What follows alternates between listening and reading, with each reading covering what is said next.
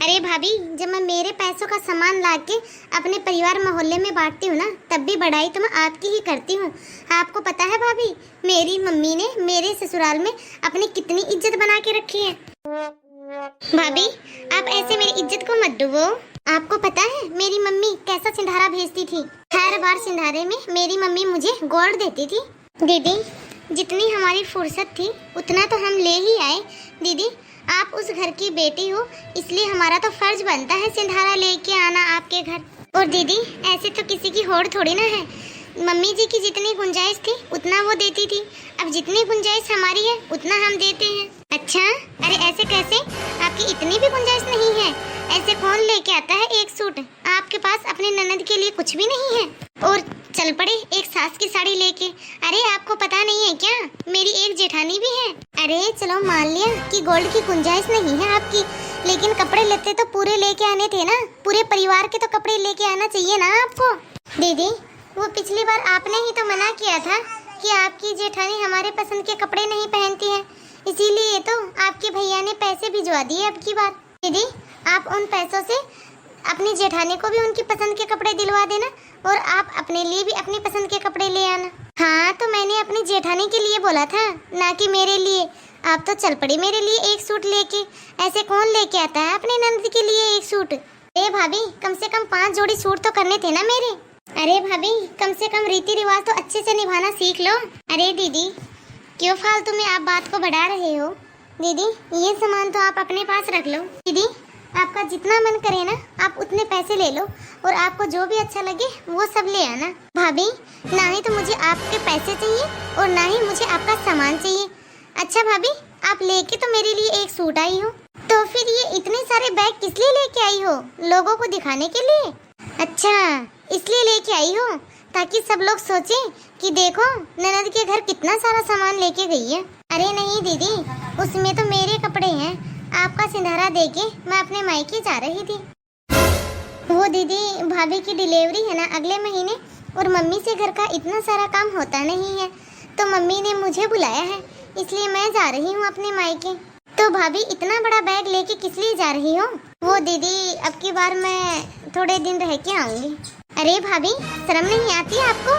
आपके पास तो इतने सारे कपड़े हैं, आपने तो इस बैग के अंदर इतने सारे कपड़े भर के रखे हैं और ननद के लिए लेके चल पड़ी एक सूट। अपनी खरीदारी के लिए आपके पास बहुत सारे पैसे होते हैं, अब आपने जो इतना बड़ा बैग भर के रखा है उसमें 1-2 सूट तो आएंगे नहीं। आपके पास अपने लिए तो पैसे हैं और ननद के लिए पैसे खत्म हो गए। और एक बात बताओ भाभी, घेवर कहाँ पे है? आपको पता है घेवर कितना जरूरी होता है सिंधारे में, या फिर रास्ते में आते आते खा गई सारा घेवर? दीदी, आप तो सारी बातें भूल रहे हो। पिछली बार सिंधारे पे जब मैं घेवर लेके आई थी, तब आपने बोला था कि मैं तो मार्केट की मिठाई नहीं खाती जो त्योहार पे बनती है, घेवर में भी मिलावट होती है, मेरे यहाँ पे मीठा मत लेके आया करो। बस दीदी, इसीलिए नहीं लेके आई मैं। और दीदी, यदि आपको लाना है तो आप ले आना, पैसे दे दूंगी मैं। बस भाभी, नहीं चाहिए मुझे आपके पैसे और ना ही घेवर।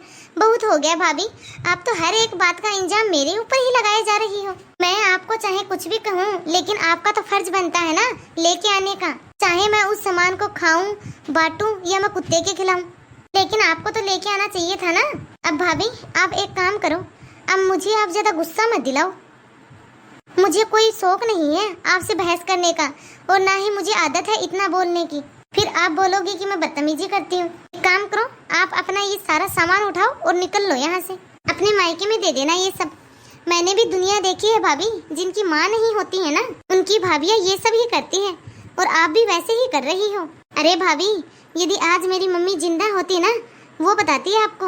अरे किसी ने सही कहा है, बगैर माँ के मायका नहीं होता, और भाभियों की नीयत ही खराब होती है। भाभी कभी भी माँ नहीं बन सकती। बस करो दीदी, बस बहुत हो गया। इसीलिए तो मैं आपके घर नहीं आ रही थी। वो तो आपके भैया ने मुझे जबरदस्ती भेज दिया।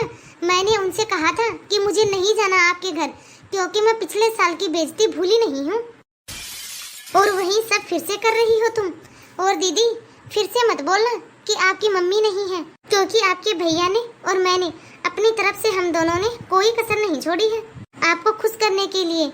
और जब तक आप अपना बर्ताव ठीक नहीं करोगी ना, तब तक ना ही तो आप खुद खुश रहोगी और ना ही आप हमें खुश रहने दोगी। और हाँ दीदी, अभी अभी आपने कहा ना कि भाभी कभी माँ नहीं बन सकती, तो ठीक है दीदी, आप उम्मीद ही छोड़ दो मेरी तरफ से तो। हाँ दीदी, बिल्कुल ठीक कहा आपने, भाभी कभी भी माँ नहीं बन सकती।